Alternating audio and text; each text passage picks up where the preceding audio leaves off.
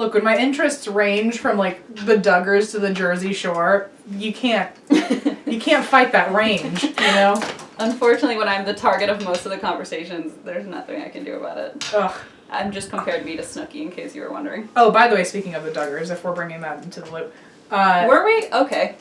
Well, so, is this recording? Okay, I should explain the Duggars then to them. No, you shouldn't! I should at least defend myself before a bunch of people are like, why do you support horrible people? Okay, we literally went to Chick-fil-A earlier, so.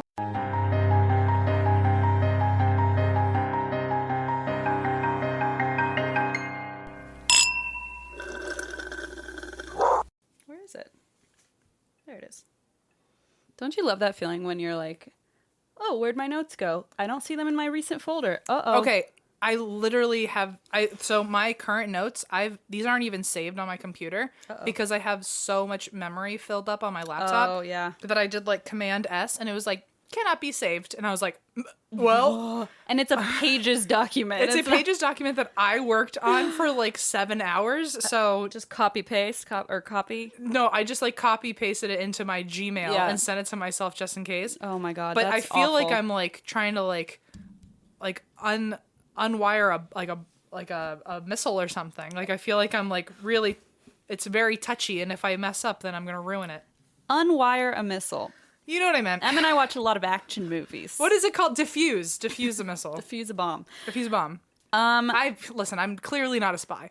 Or maybe I'm the best spy there is. A really good one. You know, I really wanted to be a spy. That was like my big dream job when I was younger. I love it. And then my mom told me, classic helicopter parent, she was like, you'll die immediately. And I went, okay, well, I guess it's not for me. I mean, she wasn't wrong. Well, then I was like, I could probably do it. And she was like, you'd have to run a lot. And I was like, okay, you got me there. The physical. Never mind, you're right. I thought about that too. I wanted to be part of the CIA, and my mom was like, well, you're going to lose your green or your dual citizenship. So if this country goes down, you have nowhere to go. And I went, oh my God, okay. Actually, you would have boded well in the CIA. So the CIA came to my college to recruit like new people. Yeah, same. And I went to all their meetings because I was like, oh, fuck yeah. It's baller, yeah. And so I went to, they had a bunch of meetings and then eventually they like had selected certain people and like invited you to like a dinner. And I was like, oh my God, like I'm literally being recruited into the CIA. This is so cool.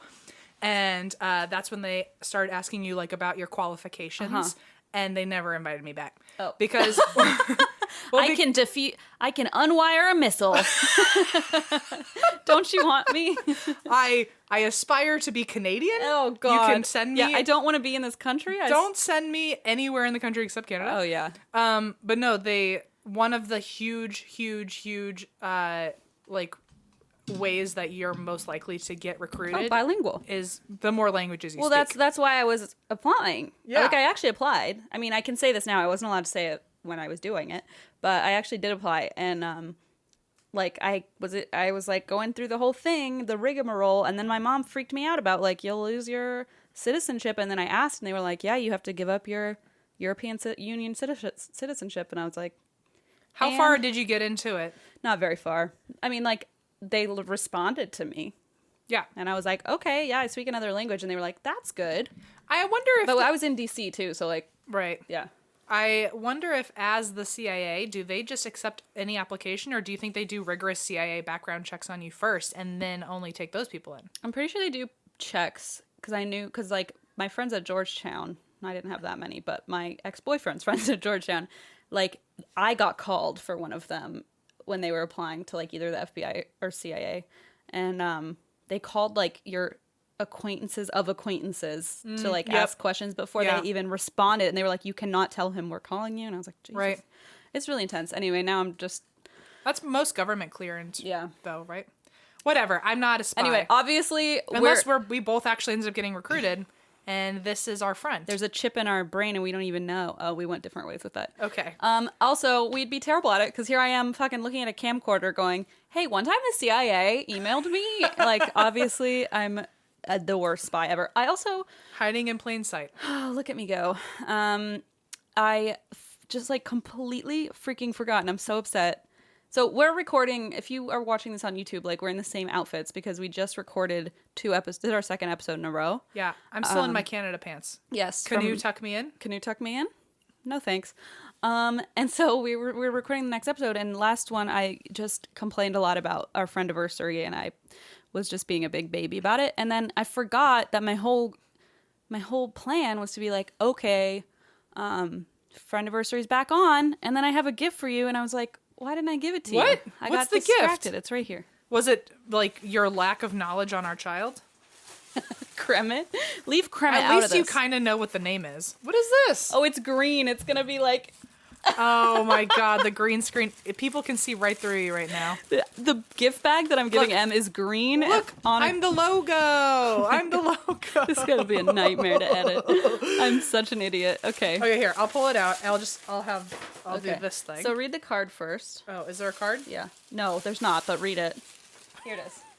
I just don't want to look and ruin the Oh, thing. here, I'll hold it. Okay, I'm not looking. And then just drop that. Okay. Okay. It says M. The gift's really random. You know how to spell my name. It's 2 letters, and I really worked hard to get there. Thank you. Some would argue it's 1 letter. Some would, and some do on the internet. Here are 2 octopi. You occupy my thoughts. Yes. I love it. Am I to read this out loud? Yes. I see music notes. Uh-oh. Wait, you have to start on this side. Oh, okay. Dear M. Oh, you occupy my thoughts, and I just thought you should know. So sweet. You occupy my thoughts. You know I love a good octopun. Octopus. I love you an octaton, that's for sure. Oh, come on. For our friendiversary, I wanted to make sure a pivotal moment from our friendship lived on forever. What follows are the lyrics to the song I sang to you on stage in Atlanta. Lord almighty, let's talk about that I in a just second. never wanted to forget that. The first and last time I will ever serenade you. Thank you. Especially with a microphone. Thank you. So before I even read this, I did not... So we had... Was that our Atlanta show or our Salt Lake show? I meant Salt Lake, now that you mention it. It was Salt Lake, yes. So when we had 2 shows that night in Salt Lake. That's and right. At one of them, I guess Christine's story covered... It was the later one, and it was the drunker one, and it was the first night we've done a show in many months. And the killer that Christine was talking about wrote a song for his loved one? Is that what it was? The dad of the murderer who murdered his wife was obsessed with his daughter-in-law. Oh, right. And they found all these journals and photos, and he kept her like tampons and stuff. Like, it was very messed up. But they found this journal Right. where he wrote songs about her, and they played it in the episode. And so Em was like, how did it go? Oh, I jokingly went like, oh, I hope you sing it for me. And then Christine was like, here we go. Well, and I was like, whoa. I was like, absolutely not. And then everyone in the audience went, sing it. And I went, oh no, here I go. I was like, obviously I would never sing this out loud, actually. And then I had enough wine in my system, and like hundreds of people were screaming at me. And so I just did it. And it was such a big mistake. Christine held my hand and looked into my eyes as she sang something that an obsessed grown man has sang about his daughter-in-law. Apparently. Here are the words. Here are the words that I will not sing. Imagine Christine holding my hand, looking into my eyes, though. On a stage. On by a the stage way. with hundreds of people. My nightmare. Make some room for... Oh, I already remember how much I know, hate it's this. horrible. At some point, I have to say the phrase "in you," don't I? Inside you, I think. I rebuke it. Okay. In Christ's name, I rebuke you. I'm rewiring the missile. Point it directly at me. All right. Make some room for me within you. Oh, Vomitus. it's very bad. For the moment I began to smell the perfume in your hair and caress you everywhere, I'm missing you. And then in parentheses, Christine writes, Jesus Christ, these are significantly creepier than I remember. I was really? You were drunk last time. I remember this sober, and it's burned into your memory. I was writing it off my notes this morning, and I was like, oh God, I said that out loud? You sang it into my eyes, into my eye sockets. Oh. Okay. I'm just gonna keep at it. Okay. Make some room for me within you. For the moment I began to smell the perfume in your hair and caress you everywhere, I'm missing you. Love, Christine. Okay. I can love you in a secret way. That's the one I started singing. I can love you in a secret way. Did you know the actual song? Yeah, because they played it in the episode. I forget, it was like on, oh shoot, what crime show was it? But they like had his website, and they were like playing one of the songs, and it went, I can love you in a sea. And I was like, this is horrifying. I can love you in a secret way. I can love you each and every day. There's nothing I can't be. There's nothing I can't see. It's not perfect, but I'm missing you. Isn't that fucking awful? If you die, this is the closest thing to a goodbye letter I have, and I hate it. And I know you're never now ever going to write another one because you want this to be the closest thing I have. So one day when I get that bad news and I leave your funeral, this is what I fucking have Just to remember toss you it by. in my coffin because I don't think you deserve it. Let it rot with the rest of you. You don't deserve to have that burned into your mind forever if I'm gone. Oh no, it's already there, It's so I there. might as I'm well sorry. have tangible proof. Yeah, so that was that. And then I got you like an actual gift, and it has nothing to do with our friendship, but I just found it at a store downtown, and I thought it was really cool. And I thought you would like it. I'm already blacked out that a gift was coming because I thought this was just. This was What if this is? It's like a big folded up piece of paper. What if this was just the lyrics on like a much larger piece of paper? What if this is the sheet music? It's on like parchment paper. It's like you wrote it with a scroll, but like with a quill and ink in your own blood. Oh my god, how romantic. Thank you in advance, I think. I'm not sure anymore. Okay, so Okay. This says Virginia, number 34 Virginia. I haven't looked at it, so I don't know actually. Oh, so you just really bought me something you don't It even says know what it Virginia looks like? on it. It does. It looks like old. They described it to me at the store. I hope Oh, no way. it's a 100-year-old map of Virginia, and I thought it was really cool. Is this actually 100 Yes, years old? it's actually 100 years old. I was going to say, this looks... I almost fucking ripped No, this. oh god, no. Thinking it was like a perforated thing. Oh no, don't do that. Yeah, This is literally 100 years yeah, old? I How- asked to make sure it was like authentic. They only had one Virginia one, so I was like, I better snatch There's that. no way I should be allowed to hold this. Wait, Wow. Look at it. Oh, I haven't Yeah, looked I at have it. to show the crowd, I suppose. I don't know if you'll be able to Love see you it. in a secret way. I Anyway, hate it. So Anyway, I just thought that was cool. No, this is so dope. Okay, for people, I don't know if you can even see this. I live right here in Spotsylvania, which was Especially- named by Alexander Spotswood, who helps the Witch of Pungo. That's right. Especially because we talked about it and people were like saying they were from Virginia, and then I was at a store and I was like, oh. Wow, this is super cool. So, okay, hold this up for the crowd. Okay. Okay, so I'm from this area of Virginia. Okay. And I went to college all the way down here by the North Carolina border.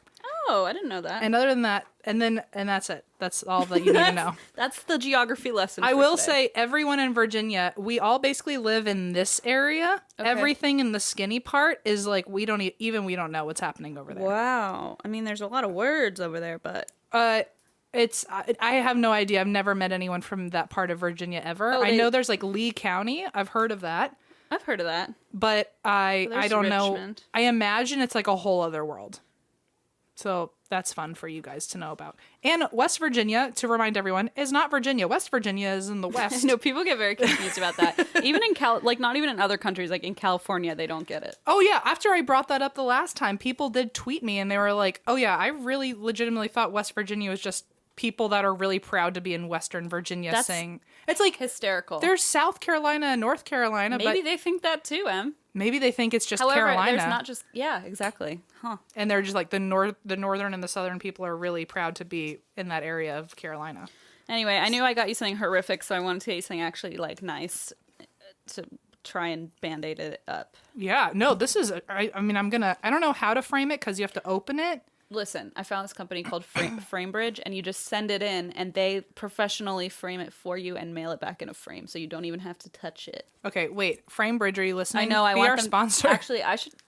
Actually, wait a minute. Text Eva. A couple people. Eva, tell Audioboom we want FrameBridge. There's FrameBridge. There was Franzia would be great. Yeah, we want all these things. Wine in general. I would love to eventually have a promo code drink to then put this in a discounted frame. That would be kind of sweet. I love this. This is so cool. Aw. I know exactly where this is going in my room too. Oh, good. I know. I'm like, I don't know if you have. As I chuck 100-year-old document onto the chair. I made sure to ask. I was like, this isn't like some baloney, like you pretend it's old. And she's like, no, we only have one. Please stop like throwing it around. Oh, I love it. I'm never getting rid of that. So until it and disintegrates. it's from downtown. It's from last what's it called? Last Disintegrates. bookstore in the world. They have like an art gallery down. You know the last bookstore? Yeah. They have an art gallery downstairs. Oh, the one to the side of the store. Or yeah, you go down those stairs and they have With like, all, this like, full the- art gallery with shops. The collage of paintings. Yes. Yeah. Yeah. So in one of those stores is where I found it. That's super, super cool. Oh, I'm glad you like it. I love that. Thank you so much. Of course. They had a Germany one, and I was like, I don't want to know about Germany from 100 years. Like, I don't want to. 100 years ago, bad Why bad not? things were happening over there. I love it. I'm not going to celebrate it. Okay. I love the Virginia thing, not the Germany thing. Oh, good. Thank you. You're welcome. Happy friendiversary. Now that Happy it's friendiversary. been a week and a couple days, and I'm hoping I'm over it by the time this comes out. Well, so this Your comes betrayal. out on the 10th. Sure.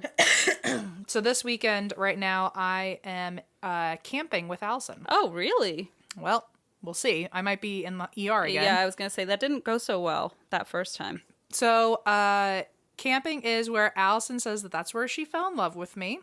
I don't know why, because we all know what happened 10 minutes into camping. I was in the hospital. Yes, but it was a.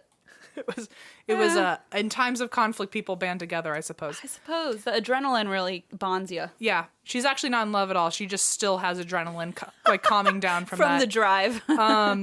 But so for her birthday this year, she turned 28, so I'm taking her to 8 different things throughout the next couple of weeks, and this weekend is camping. Oh, that's fun. Yeah. I mean, it's not. It's fine. Well, so I'm scared of camping because of murderers. The previous episode, the one that we just recorded, that's coming out on the 1st or the 2nd. The third. The 3rd. I'm taking her to a haunted cocktail soiree.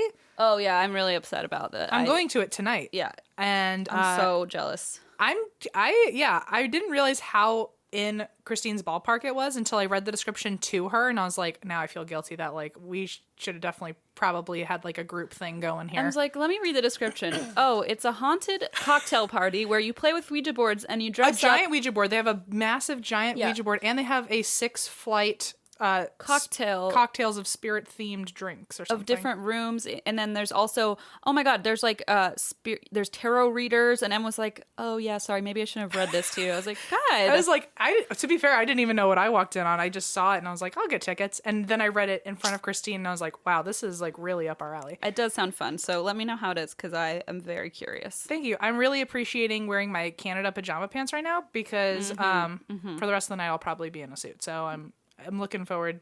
I know Em shows up wearing pajamas, holding a suit, and I was like, what is going? The range is I crazy. definitely thought it was the friendiversary thing, and I was like, oh, I don't know what we're doing. I didn't plan for this. Get ready. You're going to be the belle of the ball. I was like, I got you a map, and I'm not changing out of my leggings, so I feel like this is not going the way you planned. No. Anyway, so that's what we're doing. That's where we are. How are you guys? Okay. Great. Cool. So this is... Okay, so here's the thing about this story. I've always got a caveat. Here's this week's. Here's the thing. So I did the thing that I usually do. I do a lot of the same things often, so you're probably wondering which stupid thing. Oh, which dumb thing did they do? Well, since we are doing 2-a-days, like this is football, since we're recording as many episodes in advance to like catch up before the holidays, we were doing double recordings right now. And I was like, oh, I'll do 2 stories that take minimal time to research. That way, like, I, can give out 2 stories without, like, having to exert too much mental effort as I procrastinate. Oh, God forbid we exert mental effort. Well, we all know I'm a procrastinator on one story. Can you imagine the nightmare of having to do 2 stories? When Em and I realized we had to start doing two, we were like, but, like, do we actually have to do 2? Is there a way to not, like, to do 1, but... So my thought was if I picked 2 short stories, then I wouldn't have, then at least my procrastinating wouldn't get in the way any more than usual. Right. But so I went into this thinking, oh, this is a short story. This always happens. And then I really researched it and I was like, wow, I am going to be studying this for the next several hours. This and always happens. I ended up like there were so many clips and pieces of information. But here's the thing, this is where it got me. I thought this was going to be a short story because when I first researched it, it took me like maybe a half an hour to do the entire story. And I was like, well, that was easy. And this is the first time I'm ever going to say this and probably the last, but Google did not help me at all. I usually just go off of the first 3 pages of Google. Nexus? What did you do? What did I do? Oh, podcast and YouTube. So. Well, welcome to my world. Right. But usually all my information comes from the first 3 pages of Google when you literally just type in like the location haunted or the location ghost. Right. And this time I did that. I wrote the name of this place and I said haunted. I went through the first 3 pages. I still didn't really have lots. Then I wrote the location ghosts and then that. And I didn't really have much to work off of. And all of my notes ended up being like only half a page, which is not as long as they usually are. So I was like, okay, I guess I have to like get creative with my research. Listen to a podcast. But the second I researched outside, like I just typed it in on YouTube, there was like so much to go off of, and it went quickly from being a half a page of notes to being like 10 pages of notes just off the videos. So it took a while. And I had to watch all the stuff. So I'm going to, for once, actually cite my sources because they came from... If you were like, oh, I listen to all these podcasts and then you don't say them, I was like, we're going to get sued. So most of this information, some of it is the more of the generic information is from what I could find on Google. But all the details come from Grave Talks podcast, Haunting History, Afterlife Sessions, and an episode of Paranormal Lockdown.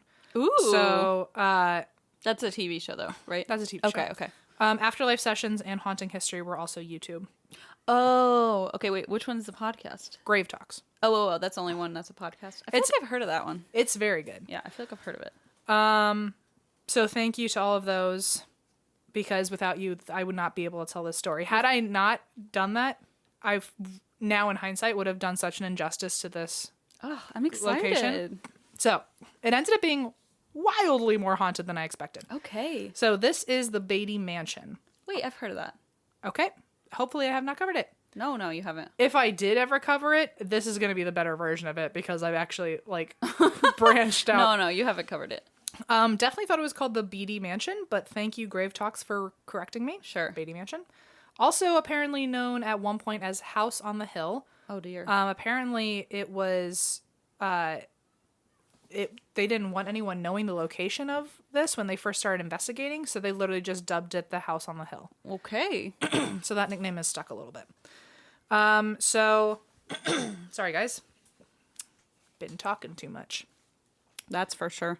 So the Beatty Mansion is in St. Joseph, Missouri, or as I have learned through all of my YouTube, St. Joe, Missouri. And again, dubbed House on the Hill. It is today 18,000 square feet, and it has 34 rooms. Holy smokes. So what is wrong with me? The story starts in 1854. It was built by Armstrong and Eliza Beatty. Oh, no, I'm thinking of that guy. Warren Beatty? Warren Beatty. Walter Beatty? Sorry, I've never heard of this place. I literally was like, cool. Oh, Beatty. This is not Warren Beatty's home. Okay. Who's Warren Beatty again? He's a famous actor. Okay. Sure. I think. Who's Walter Beatty? I don't think he exists. No one. So this house was built in 1854 by Armstrong and Eliza Beatty. The original building was just the east wing. So that's why earlier I said it is now 18 square feet with 34 rooms. It was just the east wing, which I think is probably smaller than the west wing that was built later. Got it. Sorry. Do you want to sipperoo? Yeah, I don't know what's going on. I really think I've just been talking so much. We've been talking a lot. It's hard to drink this because there's also food in it. Yeah, Eva, please don't cut out the part where I suck strawberries through the whole of the Starbucks cup. It's pretty foul. I can't deny that. I mean, I've done it every other episode where I've had the same beverage, so. Okay, we're back in the game. Okay, so Armstrong, he decided to live in St. Joe, and I'm going to call it St. Joe because that's what everyone else is saying, and I want to fit in. Armstrong decided to live in St. Joe because money was coming into that part of the city, because when everyone was heading west, that was one of the main hubs where everyone went to buy supplies. Okay. So I think he was originally planning on moving even further west, but then when he realized how much money the town was bringing in, he was like, okay, I'm just going to stay put here. Makes sense. So he was actually the first banker in St. Joe. He was very respected and a wealthy businessman. He was also apparently like really kind of a dick when it came to business, but he was good at his job. I was going to say that often means that they become successful. So right. That's why we're so successful. We're such assholes. Grade A. Listen, we have Eva just like tied somewhere. Yeah, so she can't run away. He was also the first elected mayor in 1857, and he was reelected 4 more times. He's the only person oh my God. to serve 5 terms in office. Is that even allowed? I mean, I guess now I guess not. Yeah. He got away with it. Maybe as mayor you can. Maybe. I don't know. Not as president. I know that much. Yeah. I definitely did really well in like first grade history, and then after that, nothing else. Yeah, civics was not a thing that I ever really learned. So in 1878, Armstrong, and remember he's married to his wife Eliza. They don't have any kids. In 1878, Armstrong dies mysteriously of a, quote, sudden bout of cholera, Oh, no. according to the doctors. And then 2 years later, in 1880, Eliza died of malaria. Oh, no. So there's one thing, I learned this from an interview, I think in Grave Talks. But the people that now do a lot of investigating there's a company called Apex Paranormal, who I want to give a shout out to because I think they're responsible for every YouTube video that I saw, and they were being interviewed on Grave Talks. They're like basically the paranormal hub of information for this place. So I want to give them a shout out. They, in one of the interviews, they were saying that there's something really weird about Eliza, in that there is a lot of history about the area. They've done a lot of research on the property, and there's a lot of information about families nearby the Beatty Mansion, especially a lot of people who are nowhere near as wealthy or have as much stature or are anywhere near the socialite circle as Eliza. And they have information about all those people, but there's nothing they can find on Eliza. What? So because they were so well known, you would think there would be a record of them. That's weird. But there's no information that's been easily found. Even more interesting. Before I say that, like this includes like documents from like county, city, state. Like they can't find anything. What? The only reason that they know that she even died of malaria is because somehow they got in touch with distant ancestors who said that through the grapevine of their family, that's how she died. Or like descendants. Yeah. Okay. What did I say? Ancestors, which The opposite, I think but the is same. the other way. I was like, did they get in touch like with a spirit board or like Maybe. okay. Who knows at this point? I didn't know, truly. You're right. I guess ancestors and descendants are two different things. I think different so. directions. You know, it's not my first language, but it is a language. You're better than me at it. I don't think so. But so several descendants later have heard through just like the family that she might have died from malaria. And they also only know the year that she died. It was 2 years after her husband because it's on her gravestone. Oh, okay. But other than that, they don't know That's anything so about this weird. person. And what's even more interesting is that when Armstrong died 2 years earlier, and the doctor said it was a sudden bout of cholera, even though that there weren't really sudden bouts of cholera. Like you get cholera and then you're really sick for a while before you die. But he had cholera and then died like 3 days later. Oh, okay. So they don't know anything about Eliza, so they can't make any firm guarantees on this. But it's interesting that 3 days before he got sick, she found out that in his will he had left no money to her, only the house itself. So he left nothing for her for when he died. And then 3 days later, he just happened to get sick. And the doctors called it cholera because the symptoms looked like cholera, but usually it takes a lot longer for you to die. But he was diagnosed Thursday and died Sunday. Okay. So it's assumed, even though we can't make any firm yes or no's on this, cholera symptoms are very, very, very similar, if not basically identical to arsenic poisoning. So they think that what are the odds that like Monday she found out that she was barely in the will. Thursday he gets really sick of something that should take longer to kill him. And then by Sunday he's dead. So, but wouldn't that make the opposite sense? Not in a way. I mean, it does make sense, but in a way, like, wouldn't she want to wait till she is back in the will? I guess so, For him but to die? maybe he was like, this is the final draft. I don't know. And she's like, well, might as well Yeah. cut the cord now. So within a week, he was dead from her Interesting. knowing that. I mean, And it's implied that she's responsible It's for a poisoning weird, him. very, very weird coincidence. I understand. So when Eliza died 2 years later from malaria, from what we can gather, and the couple had no heirs, the home was sold to the Ladies Union Benevolence Association, or as I'm going to call them, LUBA. I was trying to figure that out. Wait, can I ask a quick question? I'm Yeah. so sorry. So where did he leave his money? He left his money, I wanted to say article because Google, but one interview said that he left it all to a nephew. Oh, that sucks. So it wasn't like to charity. It was like, oh no, my wife doesn't get it. My nephew does. Yeah, he left it to like some extended family. That sucks. Okay. Did that guy die too mysteriously? I don't know. Of That I don't know. But so the home was sold to LUBA, the Ladies Union Benevolence Association, for $3,500, which I love comparing currency then and now. Completely. I wish someone else figured it out, but $3,500. What year was it? 18. 1880. 1880, $3,500 to now. I don't think it's going to know what I'm talking about. Do West Egg inflation calculator. Oh, I could play this fun dinosaur game.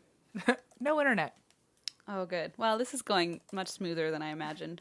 What is it? Inflation calendar. Calculator? Calculator. Sorry. Oh, there it goes. Oh my god. I'm sorry. Fast forward. What is it? 3,500. 1880? Yeah. I don't know if they have that. Okay, so $3,500 in 1880 is, holy smokes, 88 grand. Oh, okay. That's still not that much. No, I mean, it's a lot for a mansion? but for a big old mansion, yeah. But I guess since it was maybe like it was a nonprofit organization or something. Luba, I mean. I don't know. Yeah. So Luba made the house into a home for the friendless, which I know. They're so benevolent. They're so benevolent. You're friendless, folks. That's me. They should put them in with the Odd Fellows or something. Oh, I love those guys. So Home for the Friendless was basically an organization where they would house and give food and protect unwed mothers, any like homeless people, any kids that are by themselves, the mentally ill, maybe any addicts. Sure. Basically anyone that didn't have a home, they would shelter you and feed you. Okay. Interestingly enough, a lot of people that they took in were sex workers in the area because in St. Joe alone, there were around 80 brothels in the city. Wow. And if you got pregnant as a sex worker, you Sure. got kicked out of the brothel. And so there were a lot of pregnant sex workers that ended up moving in because they were now single moms. Wow. So as more people came in, they were like, wow, there's a lot of friendless people and we need to build a West Wing.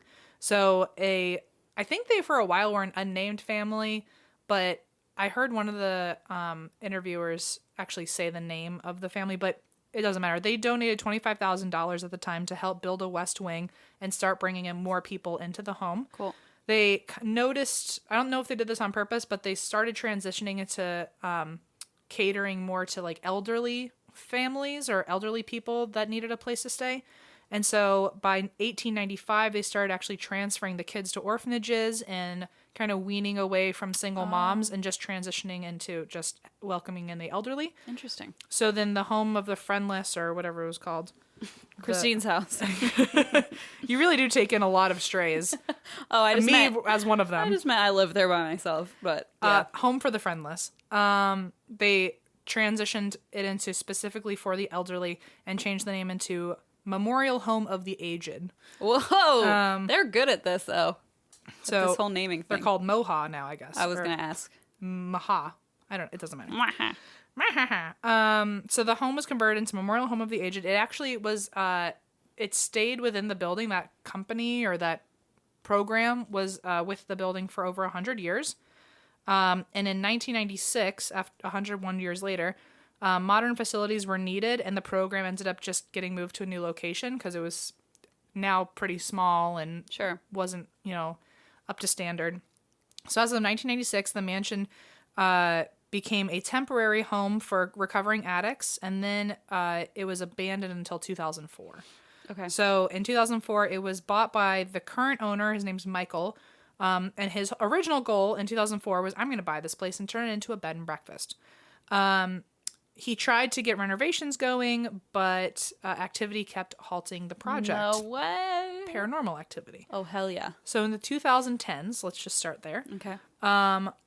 Renovations began, and workers would hear noises. They would hear footsteps. They would hear music. They would see shadow figures. Tools would go missing. Oh, Jesus. Geo does that at the worst times. he does. Well, it just never seems to end either. Once it starts. Workers heard voices, they heard footsteps, they heard music, they saw shadow figures, and tools would go missing, and the workers even reported getting grabbed and poked. One electrician also was alone in the house at one point and went out to the truck for tools and looked behind him, and through the basement window he saw a man in coveralls staring at him. Oh my!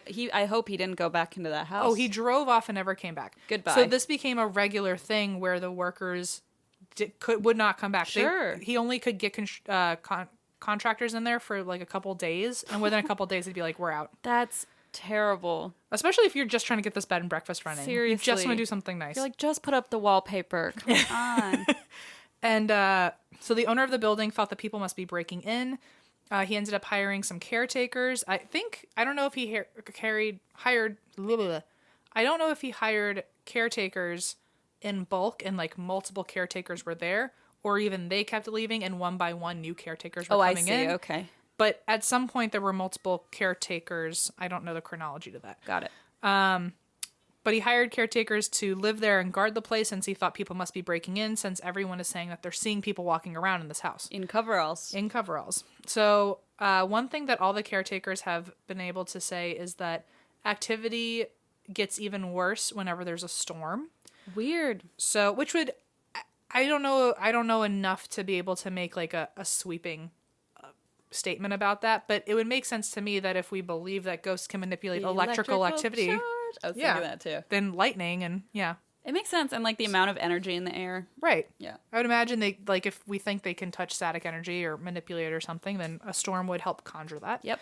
Or it's also like a shift in, like, you know how when you change things Shift in in a fields, house. Yeah. or an environment. Yeah. This is us piecing it together. The environment changes when it rains, so I think maybe that makes more ghosts. There's a 30% chance it's already raining. So that's actually one of the Just ghosts. Left boob says. Oh my god. So during one storm, a caretaker was in bed at 3 a.m, of course, Always. and woke up to banging on his door, like intense banging on his door. I would just expire on the spot. Especially if you're alone. Like, Yeah, I mean, you just hear exactly. like bam, bam, bam, bam, bam, You're like, bam I'm done. on a bedroom door. Like someone's already in your house. Yeah, it's too late. So he got up and he said he felt like imminent danger. Oh god. Okay. And at one point, he just got brave enough to be like, I guess I'm going to have to check. Open the door. Nobody was there, but all the lights in the hall were on and every other door on the floor was wide open. Goodbye. Oh, so it was able to open all the doors except his, which is I guess really... he had a lock on it maybe. But even Oh. then, like, it goes to show that it clearly wanted every door on that floor open. And so it was banging on that door being like, open up. Oh god.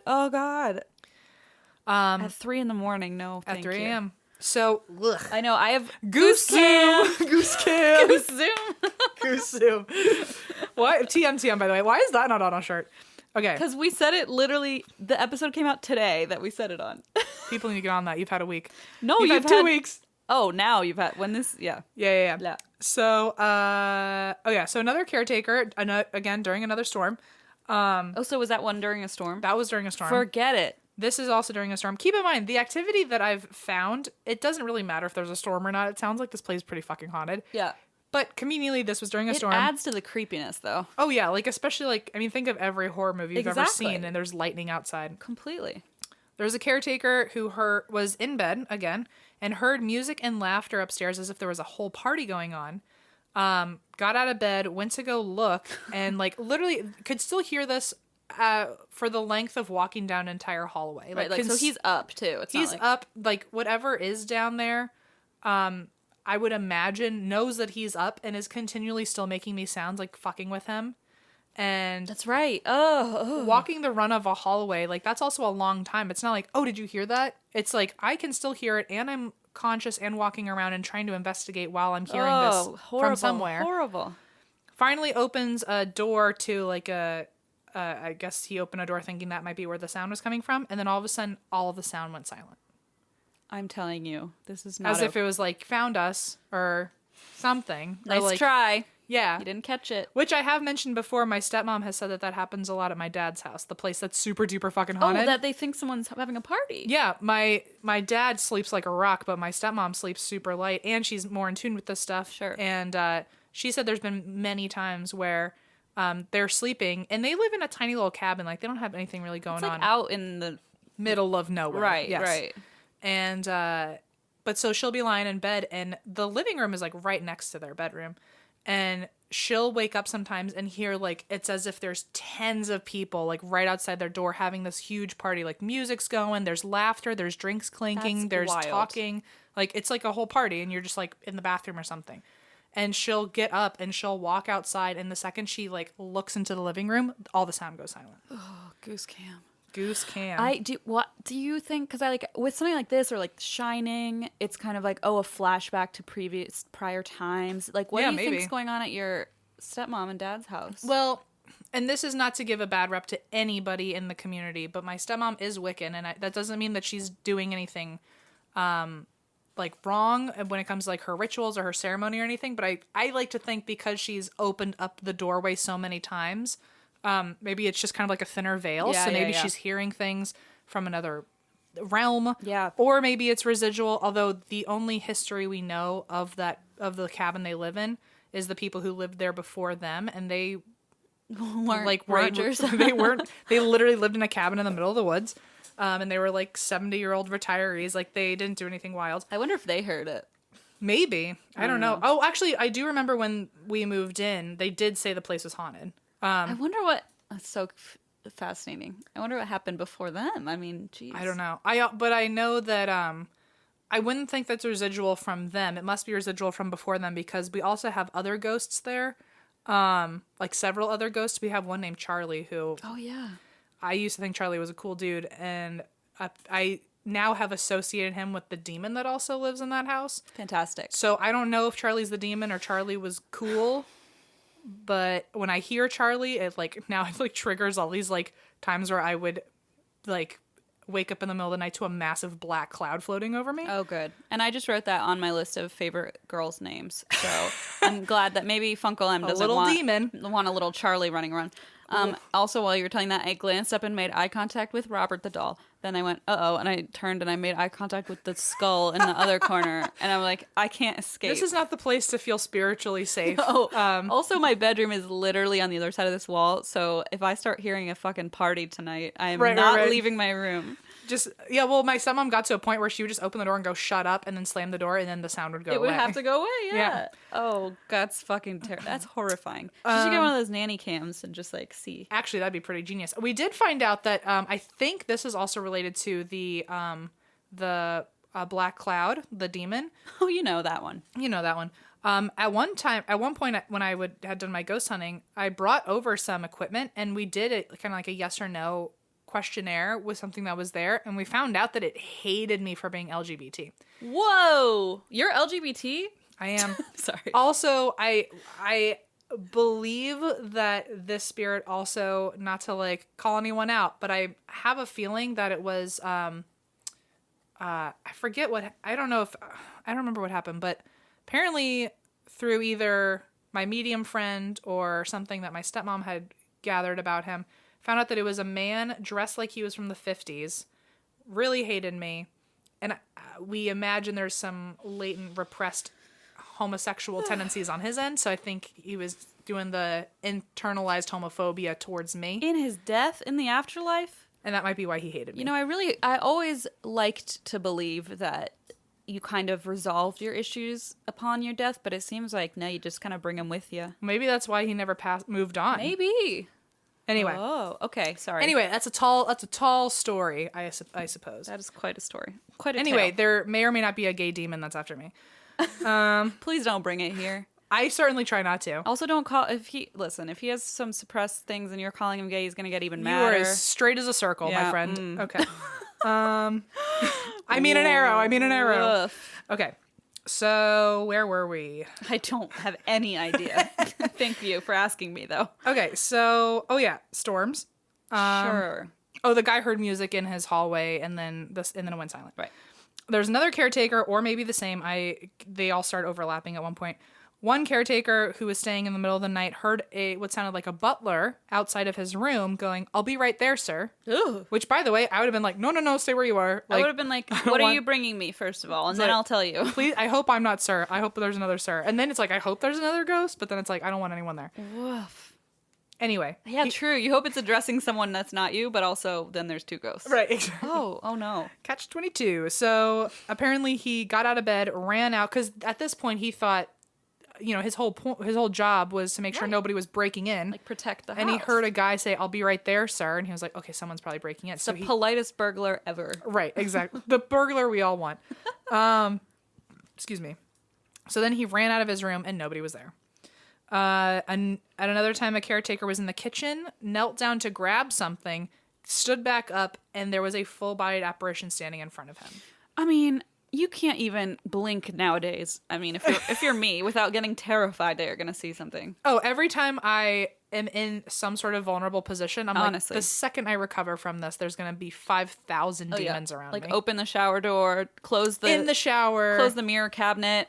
Every time I go to bed now, so I go to bed after everyone else in my apartment, and because RJ wakes up at like 5 a.m. and to do sports. to literally go to the gym for fun. So I go to bed last, and I have to turn off all the lights and then walk from the living room down the hall to the bedroom. And now every single time I consider it preparation if we were to like ever like do a ghost hunt or something. Yeah. I'm like, I just stand there and I'm like, okay, what if I were to ever actually have to be in a dark room? I need to like be ready. I need to like Steel my nerves. I need to normalize this. I need to like desensitize myself. Oh no. Not to say we are or anything, but like I like to imagine like I need to teach myself this for survival because who knows? I hope you don't expect me to be that way because I'm definitely not. But it's just like a fun little risky game I play with myself. How fun is that? So one time the owner was in the basement and he felt burning on his arm. Took off his sweater later and saw that there were 3 deep scratches in his arm, enough to cause bleeding. And at that time, he was like, okay, now this thing is getting violent. I need help and I need answers. And so he reached out to nearby paranormal places and found Apex Paranormal. He asked them to come in and investigate. And apparently their first night there, even like the first 5 minutes there, they got so much evidence that the owner ended up agreeing to just open up the house to them. Wow. And now Apex Paranormal does regular investigations there. And apparently they even host other teams to investigate there too. Can we come? Apex, is this a ringing endorsement to you yet? Can you tell that we're so prepared when we walk down the hallway and can't even... They'll be like, I heard you want to go ghost hunting in the dark and you're preparing yourself in your apartment. So yeah, come spend a night with us. Yeah, it seems like you're not ready. And I'll be like, no, a little thank you. bit. So now the building gets rented out by investigators through, I think either through Apex or Apex is the one that goes there most often. But it gets rented out by investigators and all that money goes towards the remodel and upkeep that he's always wanted. So in the first 5 minutes, the rest is now just ghosts. And there's a lot. So get ready, guys. I lost my spot. Oh, here we are. Okay, so in the first 5 minutes of Apex being there, apparently they saw a shadow. They were in like a main room, and they just like how if you're in a living room and it's kind of dark out, you'll see like a shadow of like a lampshade or something against the wall. They were in this room long enough that they saw a shadow and had normalized it as like, oh, that's just a shadow of the furniture. Oh my God. They were there for like a solid 5 minutes or something, and then only after that much time, the shadow flew off the wall. Oh my God. As if it had been sitting and waiting and listening. Yeah. Oh God. Then from there, they saw a figure walking down the hall in the middle of the day. Like it was bright enough that you wouldn't think it's like spooky hour, but people are walking down the hall.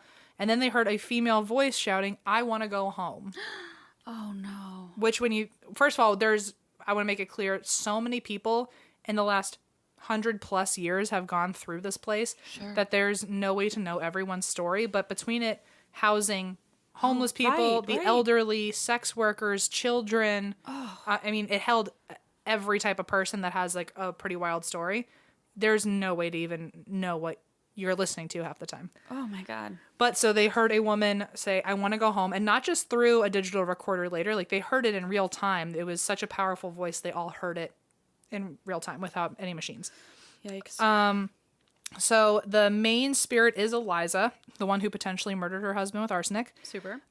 She is the most prominent spirit in the house, and she's mainly seen on the second floor between the east and west wings, which is interesting because you would think that might be a residual spirit, but it's proven, at least it confirms that it's an intelligent spirit because she would have no reason to guard that part of the area since the west wing was built after she died. Right. And she's really protective of this space for some reason. Wow. And it's definitely an intelligent spirit and not a residual spirit because she actively responds to you and she actively hates men. Oh boy. To a point where if a man is standing in this hall for too long, she will usually only like push you or poke you or something like that. But it's gotten to a point where there have been multiple times where she has literally tried to choke men. Oh, jeez. So hard that she has left handprints and thumb marks on their necks later. Oh, jeez. She will literally try to push into your voice box. Oh. But if she likes you, she'll play with your hair.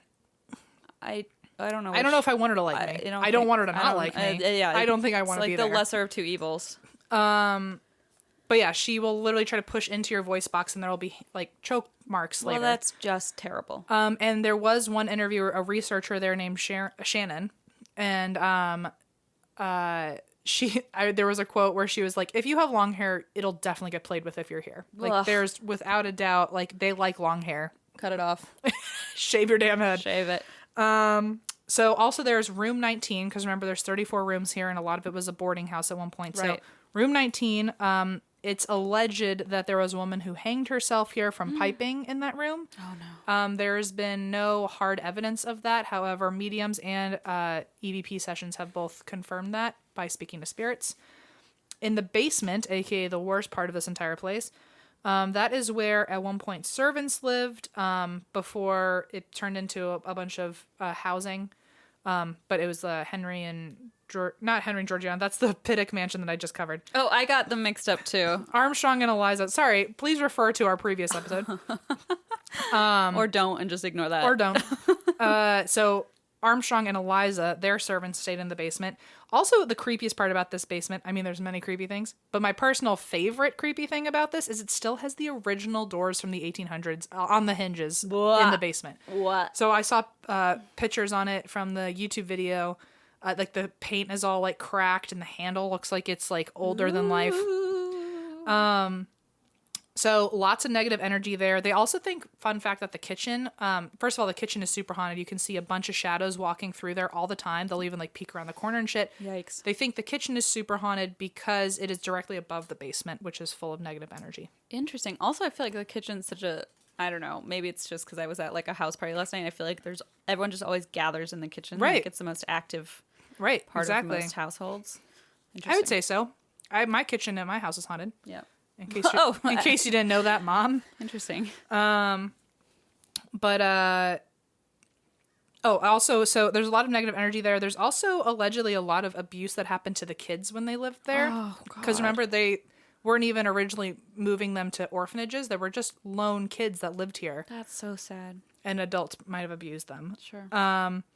So to be fair, there's still apparently a lot of research to do before there's any official comment on that. But it's alleged that a lot of kids used to be in the basement, and so there's probably some dark things that happened in the basement. Jeez. I mean, there was probably at least suffering if there were people there who just didn't have a home. At the very least, there were sad children in the basement. Yeah, it's not a good. It's not a good start. Well, so apparently in the basement and in other parts of the house, it's not just contained to the basement, but in the basement there have been a lot of children heard down there, from playing to laughing to yelling to talking to each other. There's also apparently there's an older woman and a little boy that are always paired together. So I don't know if that's like a mother and son deal. I don't know if they just became friends when they lived there, but apparently they've been seen in the basement together. And by the way, these YouTube videos that I watched, they do a really good job of showing you like an original footage where like a lot of these EVPs, I am not going to get to the EVPs yet, but when I get to them, I do want to say like I listen to them and they're like weirdly clear as day. They're not ones that you have to guess on. Like you can hear children's voices playing and talking to each other. You can hear men talking to each other. You can hear a woman just screaming. Like, but it's like they're not messing around. Well, and especially if you're in a room full of adults and you hear children talking on like there's nobody in the room. Like that's something else. Exactly. And you can like hear like toys being like kind of touched on and stuff. So anyway, so here are some of the other ghosts. Armstrong has been seen pacing the halls of the East Wing and sometimes whistling while he's walking around. I did hear an EVP of the whistling. It is definitely whistling. Creepy. The lower portions of the house is where most of the spirits of children are seen, especially in the kitchen. There's a lot of children, and there's a lot of there's an adult man that walks around. But apparently in the kitchen, most of the time, if you are seeing either the man or the children, it's always shadow figures. So you don't see solid full-bodied children running around. You just see child-sized shadow people running around, which is even worse than like an adult-sized shadow person. Yeah, I don't know. It's all bad. Children's voices, like I said, are heard calling out all the time. Plus, you can hear them laughing, yelling, playing together. In the kitchen, there's one shadow figure that walks around that's the size of a very tall man who will peek around the corners and sometimes actually follow you into the kitchen. See, Behind you, so you don't know, but someone else will see you walk in with someone and be like, "Oh, who followed you in here? Where are they?" And there was no one. you'll see someone looking over your shoulder, which is just the worst. Yep. Uh-oh. Also in the basement with several children, there is a dark entity that has been seen walking in the halls, charging at people, taunting people, and then has a very creepy laugh, which I have heard on EVP. And it's literally like fresh out of a movie, like rah ha ha ha ha. What the fuck? Laughing in EVPs always gets me. Yeah, it's like you. I kind of hate that you're having a great You're time. enjoying because, it. Yeah. Not that I wish you're having a bad time. I mean, if you're a demon, I hope you're having a bad time. It's that I don't know what you are, and therefore I don't know how I want your attitude to be. Right. I haven't decided what feelings If you're a you get demon, to please have. don't be happy. But also don't be mad, because then you're going to be That is... What are we? 22. So Wow. there's been another man in a white shirt and overalls that's seen in the basement, which the makes guy. sense because of the electrician who was there and saw someone staring out the window. People in the basement have been scratched, poked, grabbed, shoved, and have left with bruises because of how hard they've been grabbed at. Oh, no. Apparently, the Beatty Mansion has a Twitter handle I want to mention, called Beatty Mansion. Nice. And it updates you on investigations and features on paranormal shows. How do you spell that? Beattie Mansion. Okay, got it.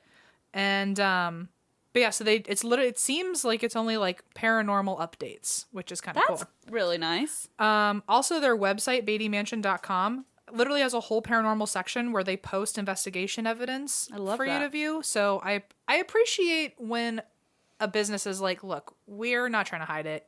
It's haunted.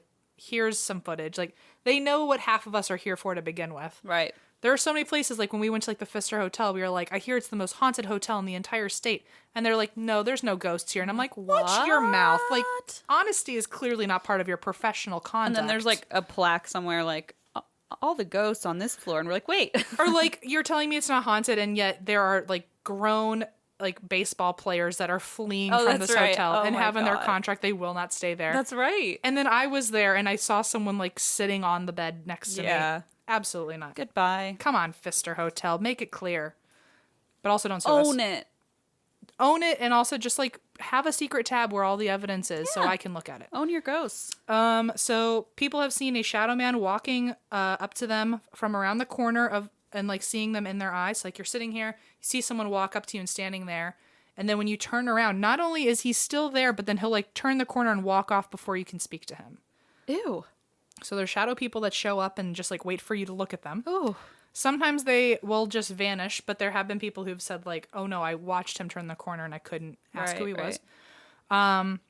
People have seen someone standing at the top of the stairs, which is usually Eliza's spot on the second floor. Sure. Sometimes people have literally seen Eliza hovering over a group of people. What? Some people have seen her standing at the top of the stairs and then walking away. Apparently, people have seen orbs that they assume are Eliza at the top of the stairs, float down the stairs, and then come back up the stairs. Wow, she likes those stairs. Really likes her. She's got to get her steps in. Her calves are pretty built. Oh my gosh, yes.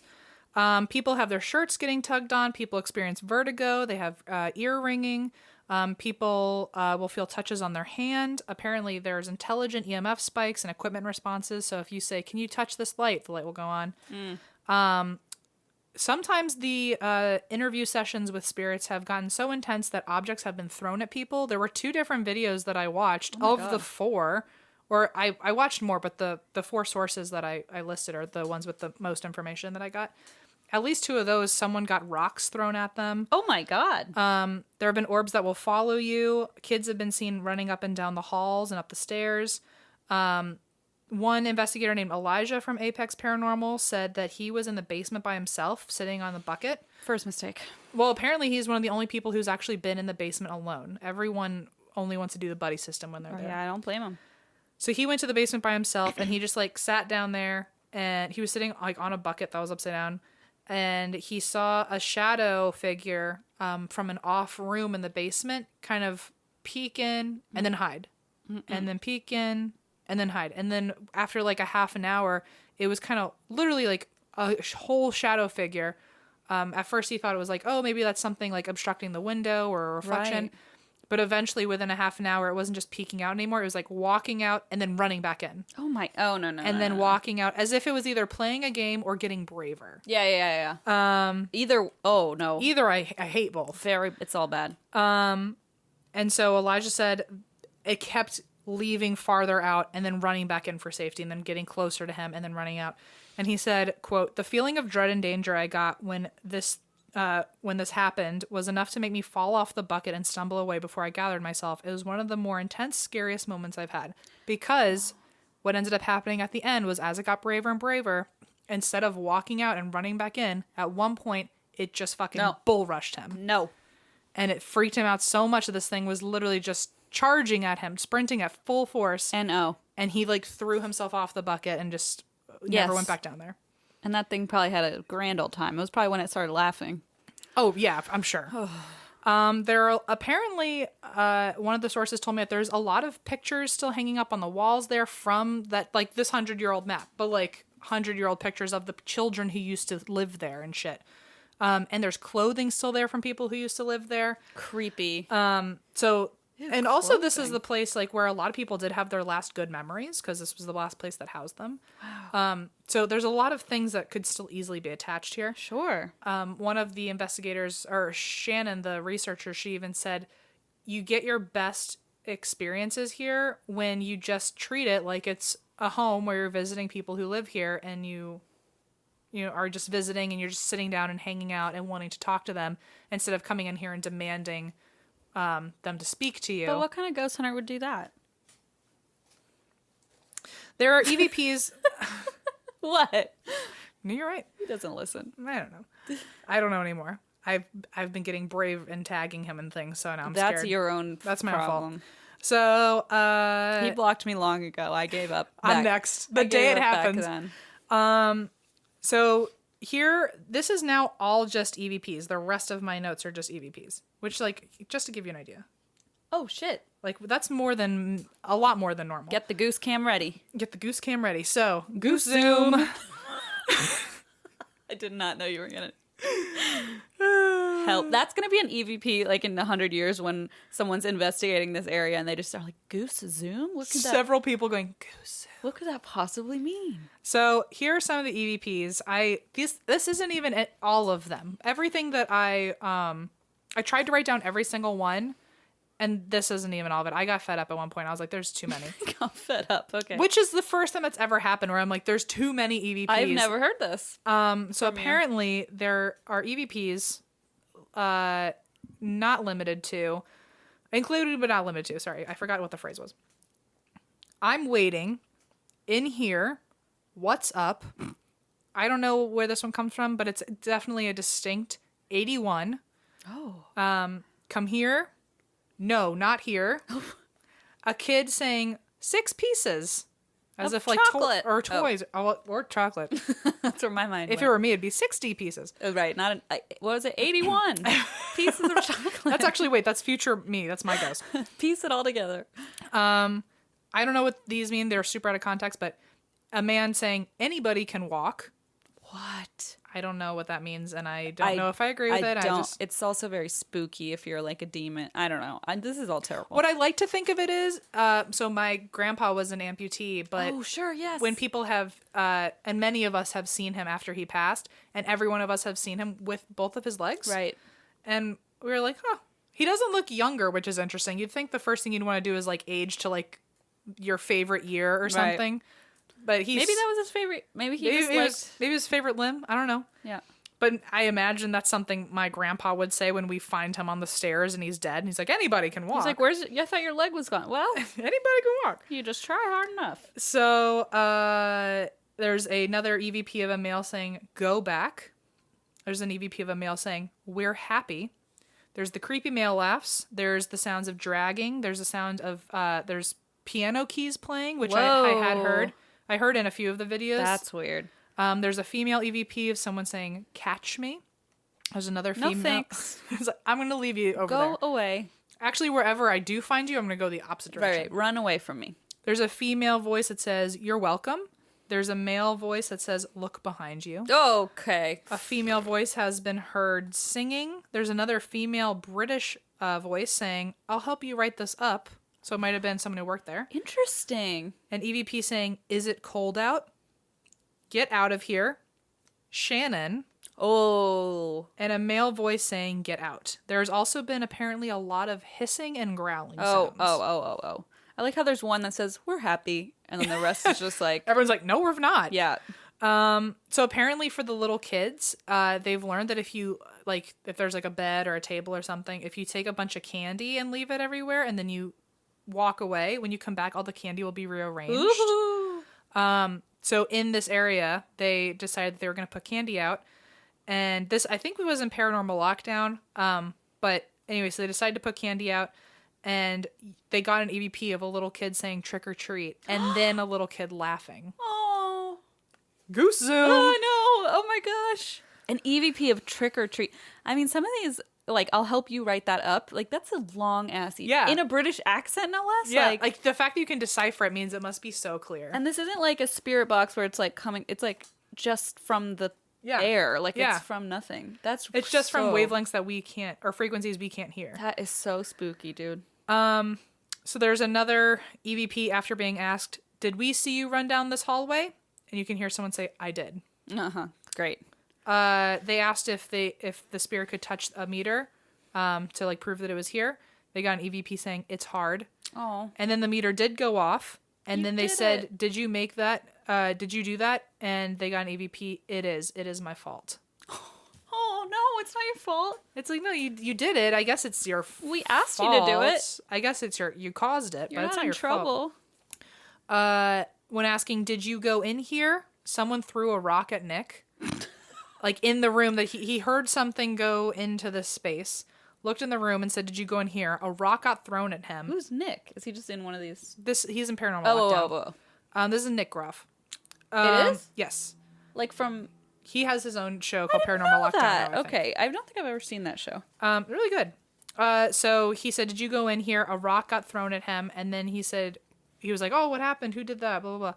And an EVP said, I throwed it. Oh, okay. So it might have been a little kid. It sounds like, yeah. Who knows?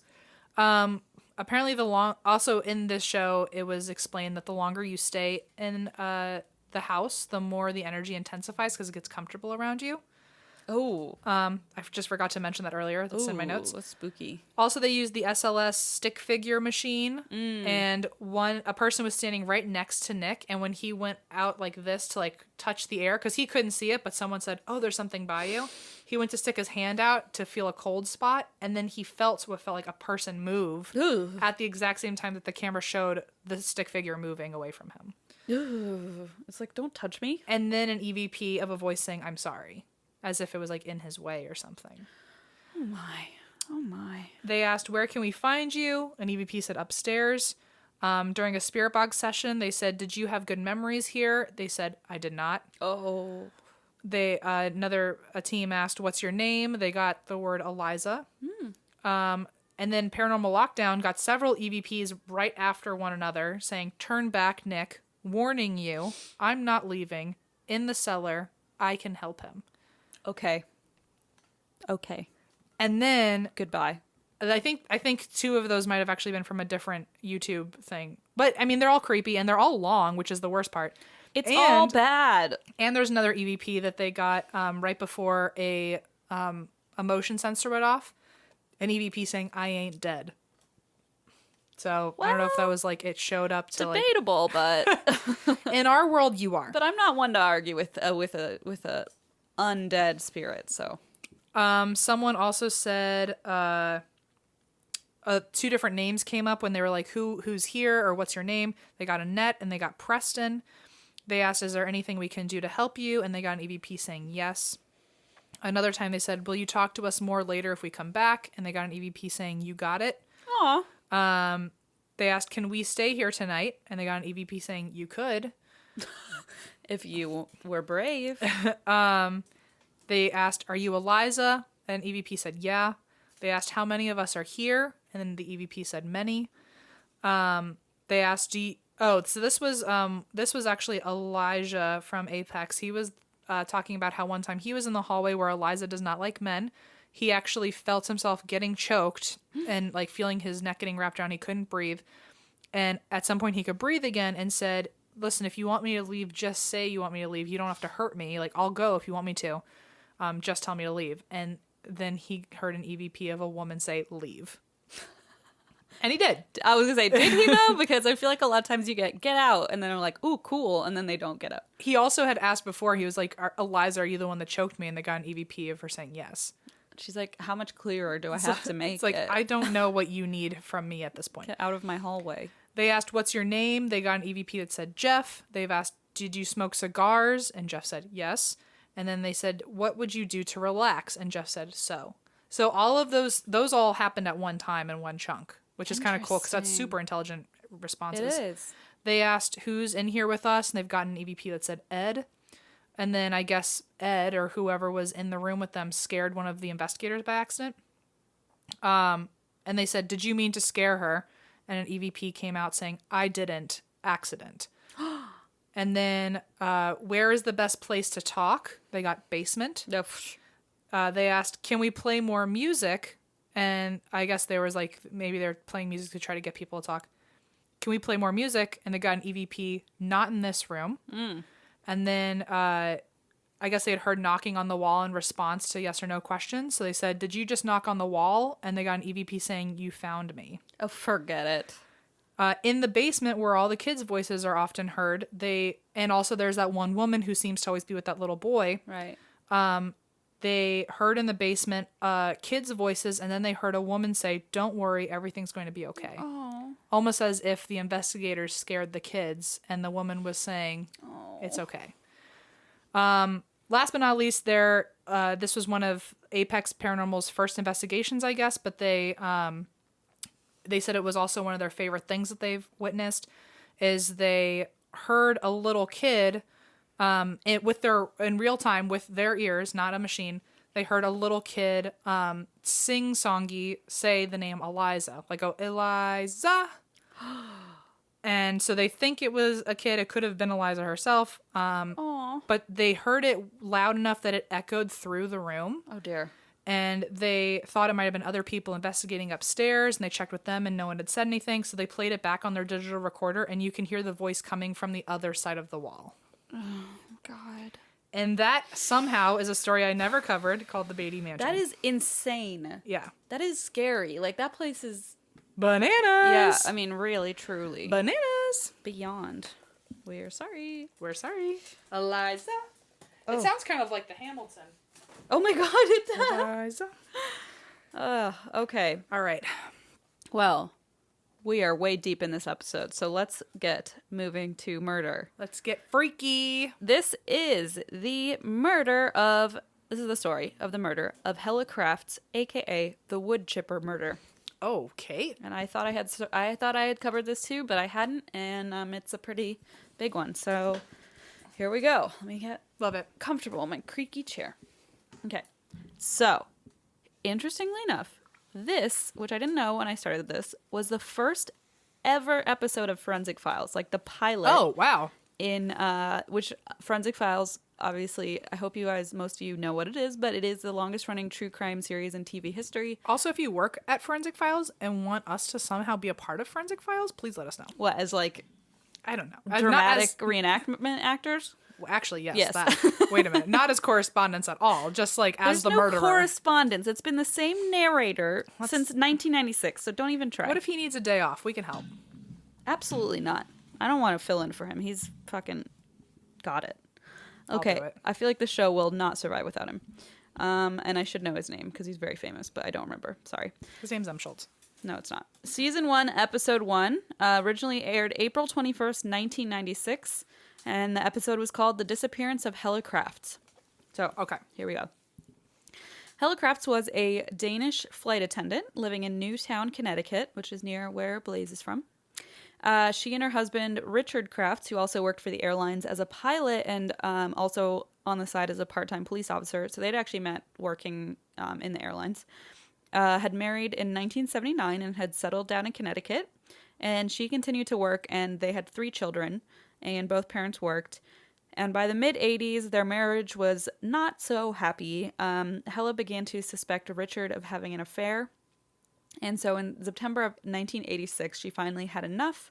She met with a divorce attorney named Diane Anderson, who was interviewed in this Forensic Files episode.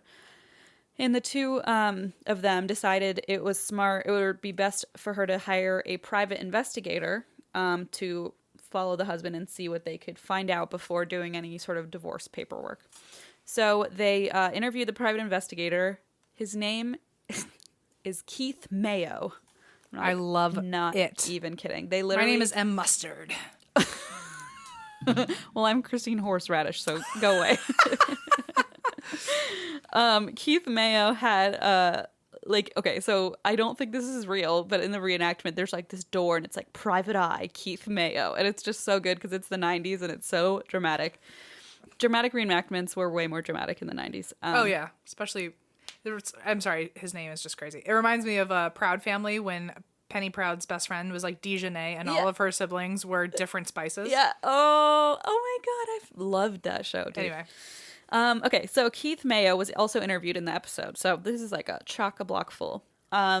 She explained to Keith that Richard was never home. He was constantly lying about his whereabouts, etc. Friends would later say Richard was also physically abusive towards her at this point. And so when she hired Mayo, PI, it's just so wild. Keith Mayo, PI, and she gave him some phone bills, and they featured a phone number that she didn't recognize. And so he, found where that phone number was coming from, and he followed the leads, asked to meet up with her a few weeks later. And when they met up, Keith handed Helle a set of photos he had taken of Richard kissing another woman outside of this other woman's home in New Jersey. Uh-oh. Not only was she another woman, she was another flight attendant. So that just, I feel like, oh no, has got to hurt pretty bad. Hurt. So she's devastated, obviously, even though she had, had a clue about this. She was pretty devastated. 2 months later, November 18th, 1986, Helle had gotten back from working a long flight from Frankfurt, and her one of her work friends dropped her off at home. And unfortunately, she was never seen again. Oh, no. A few days later, when Helle missed her next flight assignment and hadn't called in sick, which was very much unlike her, a few of her friends called her home phone, and Richard, her husband, explained that she had gone to Denmark to visit her sick mother. So when they kind of looked into this and were like, really, we didn't hear about this? Like, she would have mentioned it. And he said, oh, no, actually, sorry. Helle was actually on vacation at some island with her friends and can't be reached. And they were like, okay, you just said she was with her sick mother in Denmark. Okay. So already what's the changing story? your story, yeah. So her coworkers were like, okay, something is clearly up here. They also remembered that she had recently confided in them on one of their shifts, saying, if anything ever happens to me, don't think it was an accident. I'm like, okay. If someone says that to me, I would like call the police. I don't know what I'd be like, I'm going to preemptively call the police now. Preemptively. Be like, if you ever get a call from this phone number, no. It's an emergency. And they'll be like, we're the police. It's always an emergency. And I'll be like, right, you're correct. Blaze works at an emergency room, and I can tell you it is not always an emergency. Oh, because, okay. in fact, 99% of the time, it seems to be a minor nosebleed or a bug bite. Anyway. Oh, my God. Yeah. Sorry. So, yes, it's just such a trope in these crime shows now of, like, if something happens to me, it was him or whatever. I'm like, oh, my God, if someone told me that, I would be so scared already before anything even happened. Yeah. It's just not terrifying. A good sign. So they were like, well, something's going on clearly. So they got in contact with Helle's attorney, Diane, her divorce attorney, and said like, hey, she just vanished and her husband's not telling us where she is. And this is obviously really unusual. She has 3 young kids at home. She wouldn't just disappear. So Diane called our friend Keith Mayo, PI, who immediately said Richard had something to do with this because he had been following him and he like knew how rocky their marriage was. And he just knew something was up. So he immediately decided to report her missing to the Newtown Police Department. Unfortunately, they didn't seem all that worried. You know, it's hard with missing people. Most of those cases are solved pretty quickly. And so a lot of times they're not taken seriously. So Keith was dismissed. You know, his concerns were kind of dismissed. So Keith said, you know what? This sounds like a case for Keith Mayo, PI. And his partner, Dijonay. And M. Mustard and Christine Horseradish. Do you know what I think is the wildest fun fact about Proud Family? What's that? Is that, sorry, I know I keep bringing it back to I just love spices. Since when? I don't know. You don't like spices. I just love this conversation. Okay. Did you remember like the bossy girl on Proud Family? Yeah. Do you know what her name was? No, I don't remember. La Cienega Boulevardes. Stop. I need to rewatch this show. And I remember like it came to me in like a vision and I was like, what on earth? And for those who do not live in LA, La Cienega Boulevard is like a major road. It's like a through street through LA. And I remember I like put it together and my brain just went. That is like a writer literally either lives on La Cienega Boulevard or like the writing staff would work like on that street or something. I bet their commute was on that street and they fucking hated it. And so then they named the bully after their commute. Literally La Cienega Boulevard. That's crazy. It blew my mind. Anyway, sorry. Did not mean to take away from the murder. From Keith Mayo, PI. Yes. So this sounds like a case for Keith Mayo, PI. He takes the case on himself. He's like, the police aren't going to do it. I'm going to do it. So in the Forensic Files episode, they actually show footage that Keith had, that he gave them, of him interviewing the Crafts' live-in nanny. And he had, like, set up a camera in the corner of the room. Like, it wasn't even like he just recorded it here. He's, like, set it up to, like... like a wide shot. Yeah, like a wide shot. And, like, on the ceiling. Like, I don't know how he did it, but it's just so funny. He, like, took this very seriously, which is good because, like, he really helped. But... So they show footage of Keith interviewing the nanny. She describes a mysterious dark stain that she noticed on the carpet inside the bedroom door shortly after Helle had disappeared. She said it was the size of a grapefruit, really dark, and she didn't know what it was. She then explained that shortly after, Richard ripped up all the carpet to replace the flooring and would not give an explanation as to why. Also concerning is that the nanny noticed the large freezer the family kept in the garage had simply vanished overnight. I don't like what that freezer is being used for. Nope. When Keith looked into Richard's credit card receipts, he noticed that shortly after Helle had disappeared, Richard had rented a commercial wood chipper. Oh my God. This is just getting worse and worse and worse and worse. I was worried most about the freezer until the next thing you said. really. And I'm like, I don't even care about that freezer now. It's just evolving. I know when I was watching it, I like forgot about the freezer and then it came back and I was like, oh my God, the freezer. Like we were at a wood chipper. It was like, wait a minute, hang on. A lot of machinery here. A lot of big items, big ticket items. So Richard took a lie detector test. Richard took a lie detector test and he passed. Okay. The polygraph examiner said he showed virtually no emotion at all. Okay. Got it. Duly noted. Like maybe worse than actually passing. Yeah, it's like kind of wish she passed now. It's just not good.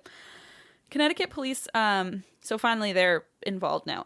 They call in who Forensic Files calls their secret weapon. Okay. And this is forensic expert Dr. Henry Lee. And he is, like, basically a genius. He has his own Wikipedia page. I was reading all about him and his background. It's fascinating. So he is a forensic expert, and he and police examined the Crafts' home. And on the mattress, Dr. Lee discovered 5 tiny stains so small they could, like, barely be visible by the naked eye. And when they tested those spots, they were human blood, the same type as Helle's. And my first thought is, like, okay, you know, it's a bed, like, menstrual blood perhaps, or you're on your period, whatever, something like that could happen.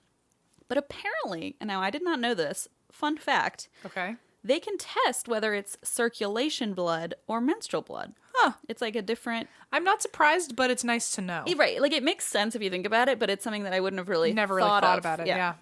So they tested the blood and it was not menstrual blood, it was circulation blood, which is not good. So that means it's coming from, he said, a blood vessel had to be injured for the blood to have appeared, essentially, like a cut or something like that.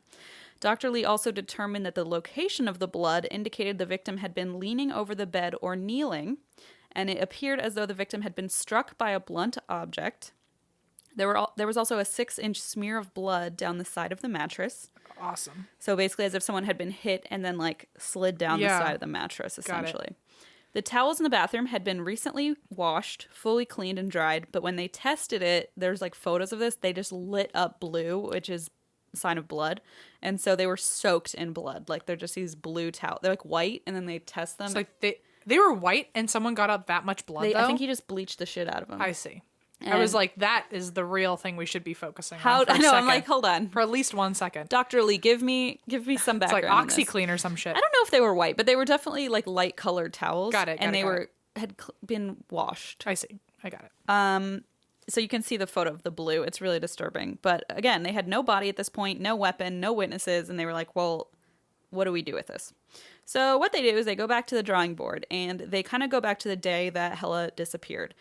And they realized a snowstorm had moved through on the night of Helle's disappearance. And so they got in touch with this snowplow driver, and he reported seeing a wood chipper on a bridge at about 3:30 in the morning. And remembering it was an odd placement and time, he saw a man wearing an orange poncho on the side of this wood chipper who looked out and then like disappeared behind it as if he didn't want to be seen. Ugh. Very spooky. So police obviously go to that bridge where he said he had seen it, search the riverbank around the bridge, and all they find are a few mounds of wood chips at first.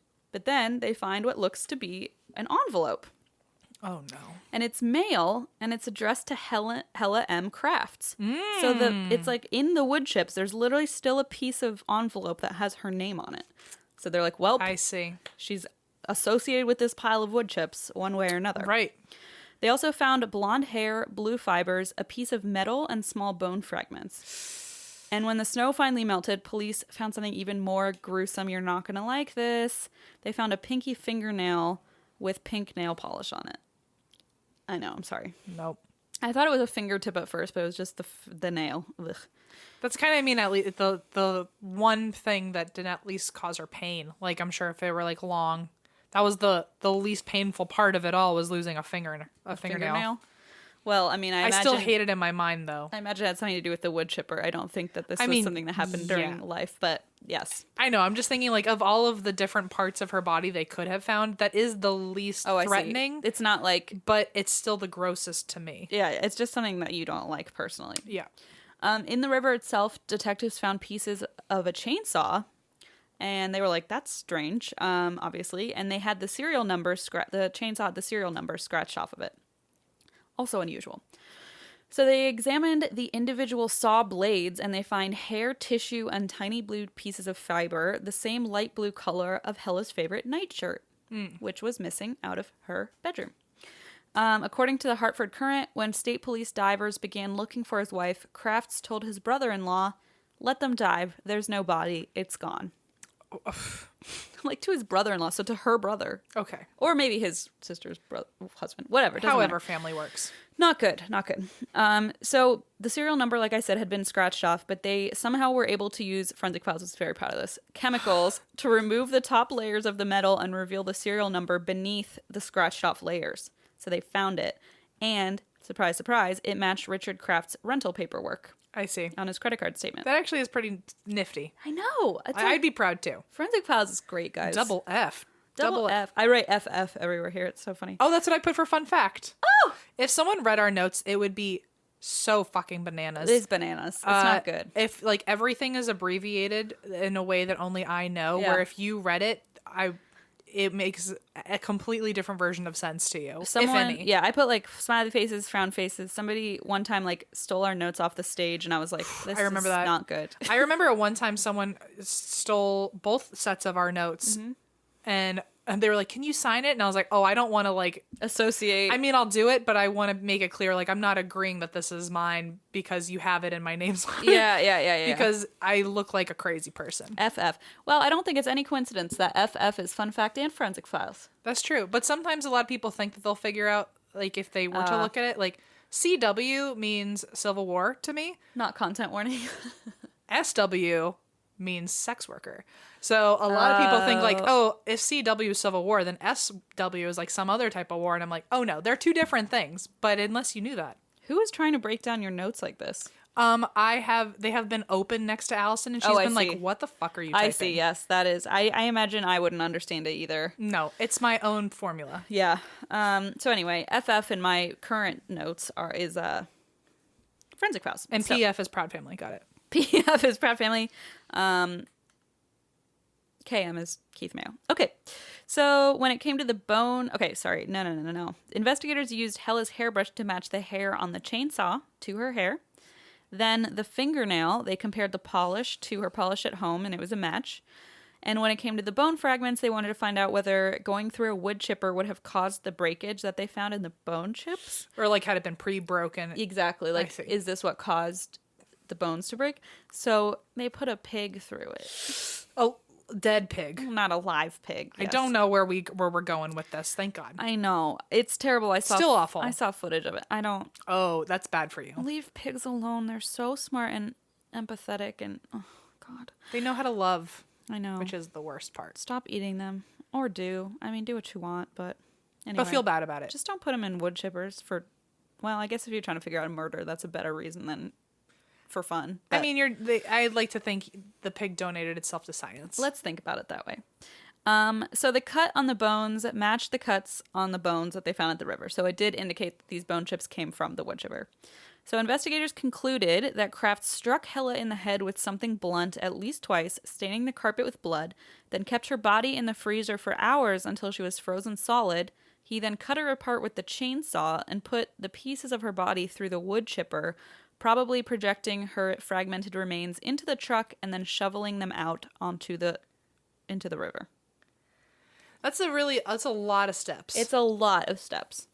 And wow, did it make a great reenactment. You know what? Glad to know that the production value was spot on. I know. So Dr. Lee began to focus on the small piece of metal they found on the riverbank. They determined that it was the crown of a tooth. Oh. But since there was no human remains on it, they couldn't determine whether it was hers. So what they did was they hired this forensic odontologist.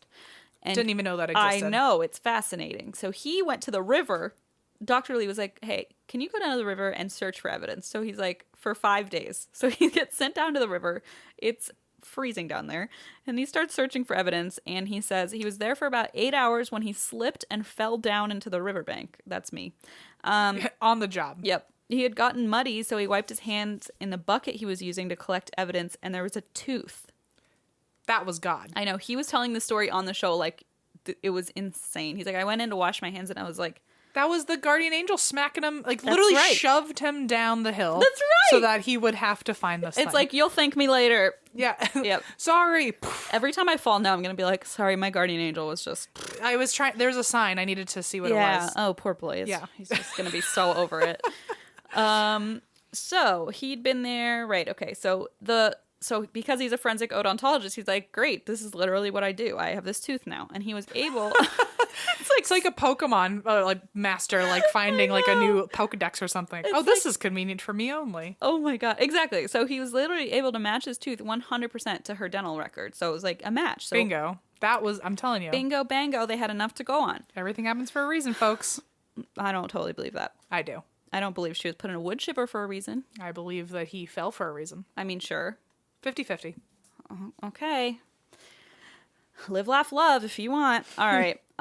Richard Kraft was arrested and charged in the murder of his wife, Helle Crafts. And at the end of the Forensic Files episode, they have a summary of what they believe to have happened. They believe Helle Crafts got home from a late shift from Europe around 7 p.m. when she was dropped off. She put the children to bed around 8, and the nanny wasn't expected home until midnight because she had the night off. And Helle changed into her favorite blue nightshirt, looked through her mail, and put some of her mail in her pocket. She and Richard got into an argument, and as Helle was bent over the bed either changing or rearranging the sheets, Richard beat her over the head with his police flashlight, because he worked as a part-time police officer, wrapped her in the comforter, carried her body to the freezer, attempted to clean with the towels that they found in the bathroom. He then took his kids to a family member's house, rented a large wood chipper, and by now Helle's body was frozen, so he transported the remains along with the chainsaw and wood chipper to the river, dismembered her with the chainsaw, then put the body pieces through the chipper. So the mail made its way through the chipper. It was in her pocket, they believe, thankfully, because it had her name on it. So like when they were first searching, that's what linked it to her, which is just amazing that like that little sliver with her name on it was preserved. So Richard Crafts was found guilty of murder on January 9th, 1990, after only 8 hours of deliberation. He was sentenced to 50 years in prison, And this case is also fascinating because it marked the first murder conviction in the state of Connecticut without the presence of a body. Wow. And that is the story of the murder of Helle Crafts, the first ever episode of our beloved Forensic Files. FF. That's really cool. That's and crazy. horrible. I mean, yeah, but it's just fascinating. I love FF and KM. Well, yeah. Obviously. Anyway, thanks for listening or watching. I have nothing to say. I don't know what to say. That was a good story, man. I know. Oh, thank you. I'm glad. Yours was bananas, so this was a wild episode. Yay! Yay! This comes out the 9th, so we've got... The 10th. The 10th. Yep. I'll never know. We'll see if Em survives the camping trip. Truly, I can't make a promise even to myself that it's going to go well. Thanks for listening or watching. You can find all of our stuff at andthat'swhywedrink.com. You can follow us on social media at ATWWD Podcast. What else? Email? Oh, yeah. You can send in your listener stories, either true crime or paranormal, to andthat'swhywedrink@gmail.com. And please put listener story in the subject, and Eva might pick it for a future episode, a listener episode, first of every month. Yay! Yay! And that's why we drink. Yay! Bye, guys. Okay.